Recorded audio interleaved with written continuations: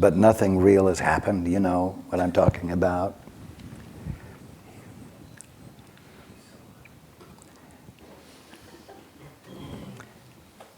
That's what's needed here.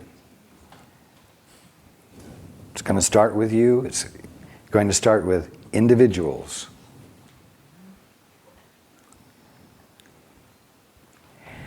And basically it's going to start with individuals who have arrived at a point where the way they've been doing things is recognizably not working, and in one way or another they've come to the conclusion that there must be a better way. In other words, it's going to be people like you who aren't too happy. Not miserable, but you know what? Conscious enough to be uneasy with things you ought to be uneasy about. That is progress. You see?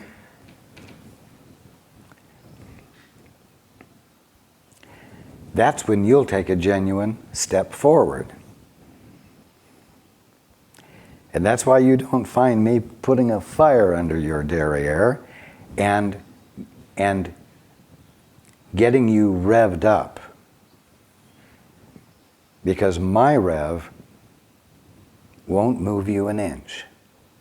Your own recognition that something isn't working. And you don't want to invest your energy there anymore because it's not worth it to you. That's the only thing that will get you to move a quarter of an inch forward.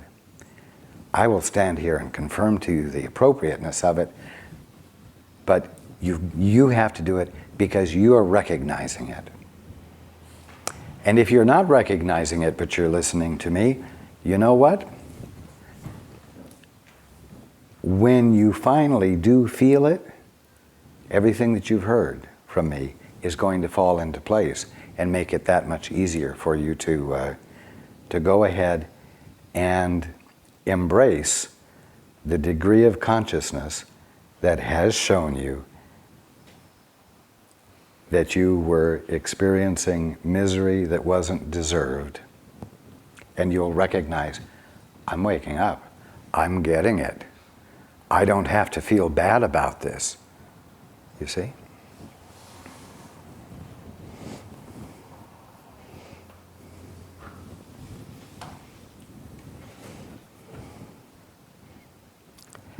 Things are on target, yes. And as awakening, as the apparent process of awakening continues, there will be more and more help available of the sort I'm giving now that will be the equivalent or equal to the new demands, you might say, the new things to be attended to, support for being more conscious than ever without being overwhelmed by the experience of being more aware, without your ego succeeding in cringing and saying, I can't take this. I can't take this. I'm going to go crazy. I really am. I'll walk myself down and commit myself. I'll prove to you I'm crazy because I'm not going to take this. You see? You'll have support for not playing into that. You'll have support for an experience of capacity to embrace more of reality than you've been embracing without the experience of overwhelm, and so on. Oh yes, things are moving well.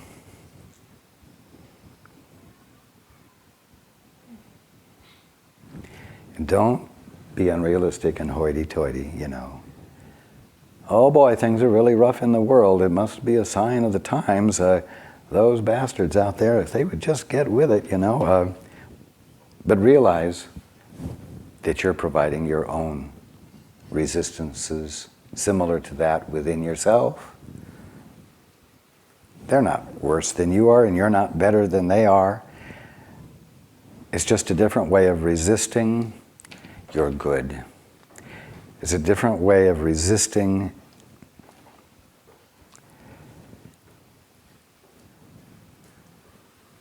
loving your neighbor as yourself. It's just a different way of resisting finding that place of excellence in you and letting it out.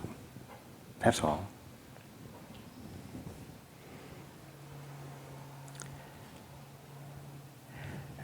And your ego can terrorize you from within yourself just as terribly as terrorists in the world can seem to do their dirty work.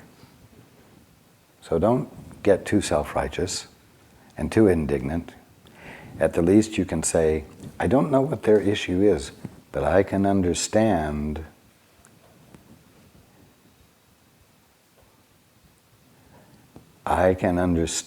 the fear because I terrorize myself the same way in order to distract myself from having to change. And do something for the good of the whole and not just for the satisfaction of my personal beliefs. Okay, thank you for your question. Thank you. Hands? Follow-up? Pardon? Can I follow up that answer? Yes, you may. You said you don't have to feel bad about that. And I've had a question stuck in my craw for probably the last 3 or 4 months. Listening. You always have something stuck in your craw. Oh, I don't know. But this time I really do. And you said... So you come to me for a divine short- Heimlich maneuver. That's right. The short question, and there's a longer question underneath it. The short question is, how can you expect us to live in joy all day? As you said, I don't know, 3-4 weeks ago, in the course night gathering that you did, when we are perfectly aware of the suffering that's going on in the world. That's the short question. How can we do that when we're aware? And you said to me many years ago, probably 15 years ago, when I said, I'm so constantly aware of what's going on around me and the turmoil and the suffering that people are doing, and you said, yes, that's a byproduct of waking up, that you are aware of that. So I'm struggling with the pain of people suffering. I'm not suffering. I'm not scared for me. I'm not scared for... I don't feel fear. I feel exquisite pain when I'm aware of the suffering that's going on in the world, individually or collectively. And I don't know how to cope with that or how to let it go. I try and breathe it out, I hand it over, I do all those kinds of things, and it gets me through. And the thing is that also, you said to me once, because I've never wanted to be here, from the time of my first memories, I knew it wasn't supposed to be like this. I knew how we were supposed to be with each other. And you said to me, it's not that you don't want to be here, it's that you don't want to be here from that point of view. Now, I've gone 15 years from that statement, and I've grown, and I'm committed to being here, you know, and you and I both know that I wasn't always, and in other lifetimes I probably didn't. But now I'm committed.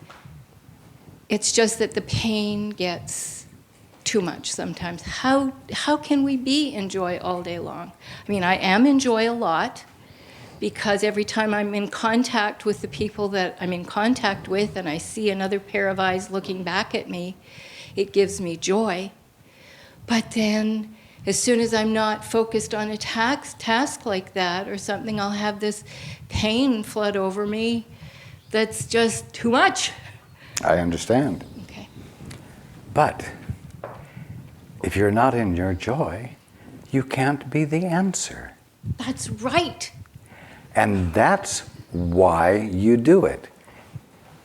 You cannot start with the suffering you see and arrive at the place where you can be the answer. You must start with your connection to your peace and your joy. You see the suffering. You see the call for correction. You see the call for healing. And then you do what you must do in order to be that which answers the call. And if you stay in an emotional reaction to the call for love, the hideous way the call for love comes forth, you're not going to get to the place where you are experiencing the infilling of love that the Father blesses you with so that you might pass it on, that heals. It isn't, how can I be in my joy when I see the suffering? It's, how can you not choose to be in your joy regardless of the suffering so that you can be the presence that heals the call for suffering? Do you see what I'm saying? I absolutely see what you're saying. Now that is the answer. You might see that as the work. And if it looks like work, then take hold of it and do it. It's really you coming into your function, which is natural to you, but doesn't feel natural because you've set it on the back burner. You know what it reminds me of? You said once that the brotherhood, until everyone is awake, the brotherhood is not whole. And that's what this feeling feels like. How can we be whole as long as we're doing this to each other and as long as we're doing it to the creatures of the earth? You can't feel the wholeness when you're doing that. Yeah. But again, what the infinite intelligence and love that is called God is being, is flawless. And so that wholeness is present right now, unchanged. But how do you get people to abandon their conviction, their mindset that says everything is different from the way God is being it, and wisdom does not prevail, excellence does not prevail, and everyone must bow down to and agree to everyone's mutual definition of how things work in the absence of excellence and wisdom and truth, you see? Now, you've got to care enough about your brothers and sisters to not get caught up by the suffering they present. So that while you're with them, just as Paul is doing right now while he is with you, his attention is with me on your behalf. If he goes to you, he'll call for a break and go out and have a cigarette. And he may not come back.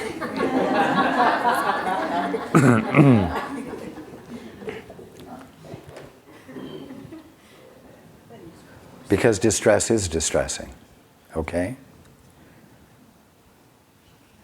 But the fact that each of you is distressed for one reason or another is not justification for him to run away. And so, because there is a call for love, he responds by turning to me. by going to that place of excellence, by turning toward the altar within to learn of God what the truth is here that heals. And he must abandon empathy for you, because that would distract him into an emotional reaction in which he lost his peace and couldn't hear, couldn't connect with that place of excellence. So you recognize the suffering as a call for love, and then you disengage from the suffering but not the caller. You separate from the suffering and move to the place of excellence within, desiring to know the truth and willing to yield to it as it comes through you into manifestation as an act of love that is transformational. And then you be that presence by engaging in whatever comes forth for you to be. And so Paul is not experiencing bliss right now. And Paul is not high on joy in the sense that you would think of joy. But Paul is experiencing being on purpose. And there is a harmony to that could be called joy. And he's unwilling to abandon that, even though I'm talking about him right now, and he could become self-conscious. That's not where he's coming from. And he's staying with me and setting an example so that you might have more of a feeling for what I'm talking about. You are the salvation of the world. Every single one of you is a pivotal point in the transformation of the world from worst to worse, to bad, to good, to better, to best. And you're learning that the way to make commitment to the bettering of your brother's life is not to get in reaction to the suffering therein, but to come to the place within you where the truth is revealed and the capacity to love is revealed that can spill over as an act of love to your brother and sister and change the suffering, heal the suffering. You've just got to do it. Yes? That's easy to do when you're in the presence of others. But when this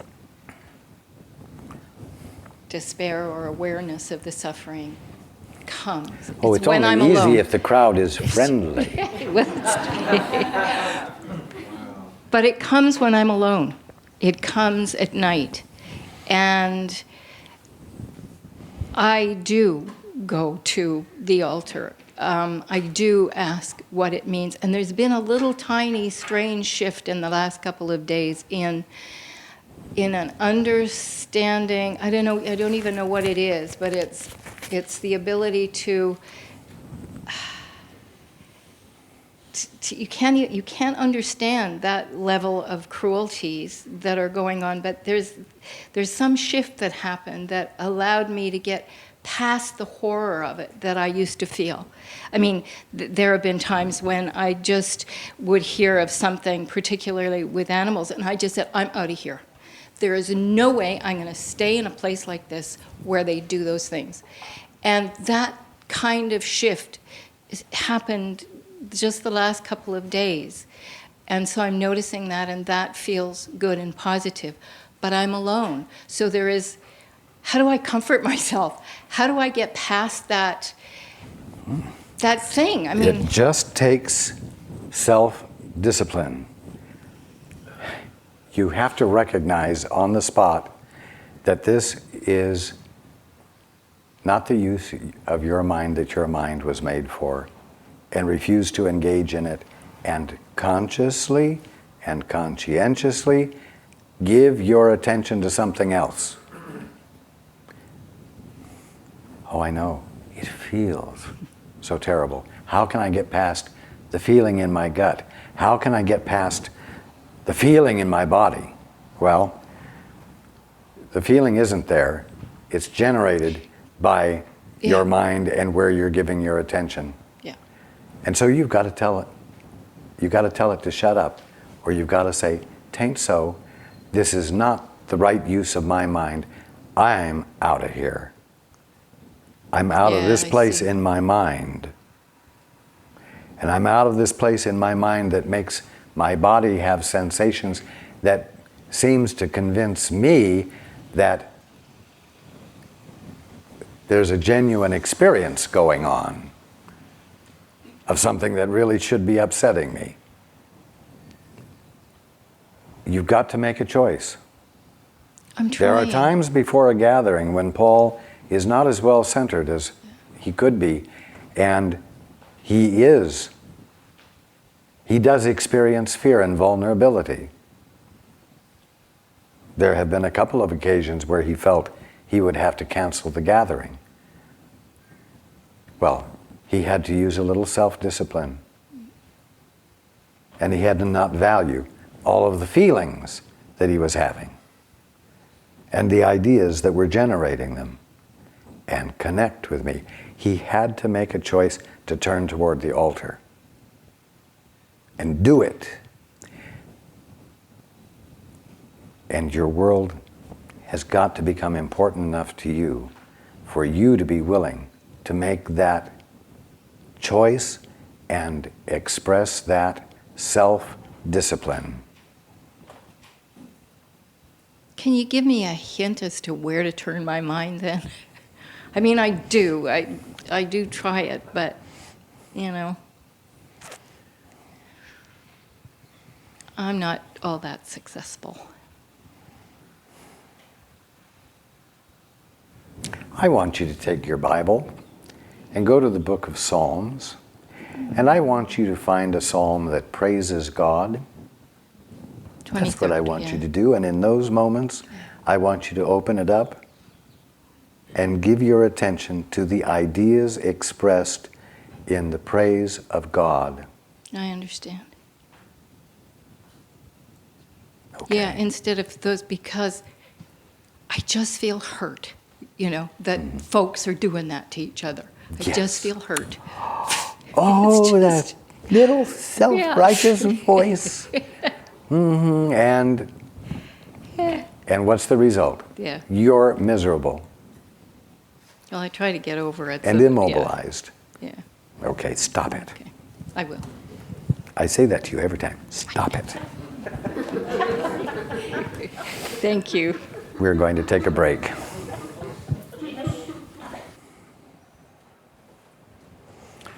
Okay. Hands.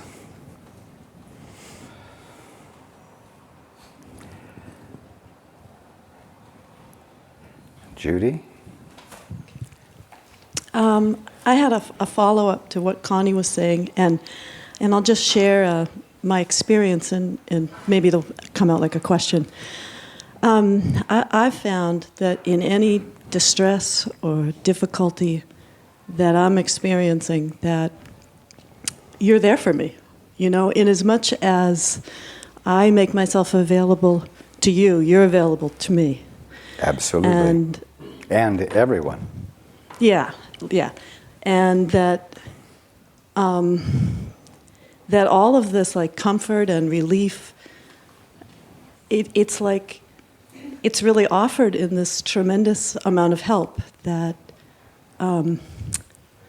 that I feel like I get from you, and that it's kind of like a confession, like, or maybe what the original intention of confession was, which is that in order for me to tell you where I'm at, I have to be honest with myself.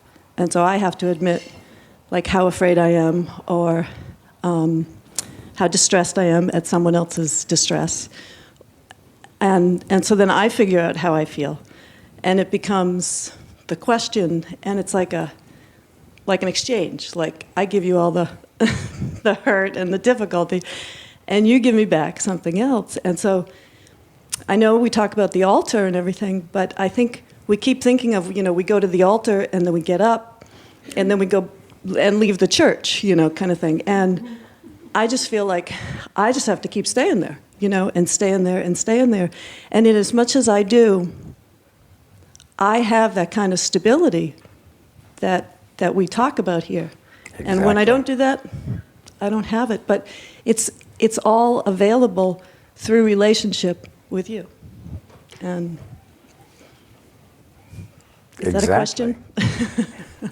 No, it is not a question. You are correct. You are all blessed with humongous attention. Those of the Brotherhood who are awake stand at the ready to respond to you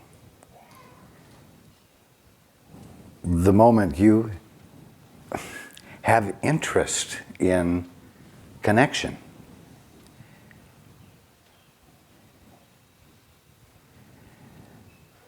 And it's a simple fact that the more honest you are with yourself, about yourself, so that you present that honesty to us, truly, the more specific and transformational the answer can be.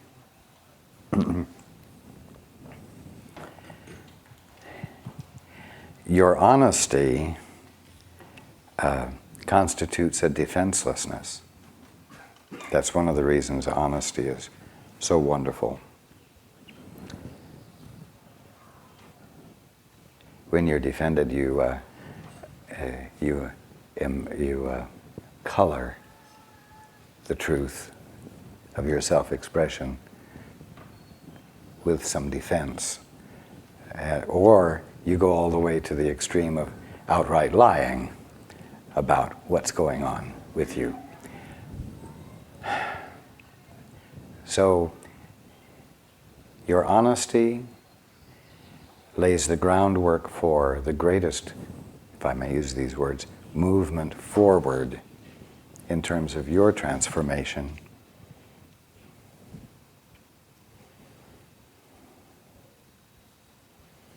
The more you open the door, the more light can come in. You see? You have a lot of help available to you. And what that amounts to is that the light is shining outside of your little prison door. And it stands there constantly, ready to shine upon you and warm you and embrace you and touch you and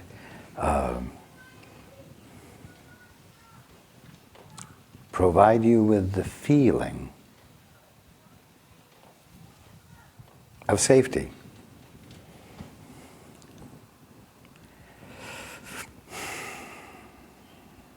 But you know what? Whether your reason for opening the door a crack is selfish or loving, we're happy to shine the light in. You don't have to be utterly honest. You don't have to be perfect. All you have to do is crack the door open and peek out and say, hello? Hello? You don't even have to be confident about it. And we will come in. And we will meet you where you are with just what you can receive and with it presented to you in such a way that you will inevitably feel safe to open the door a little wider. Because your freedom is our goal. your freedom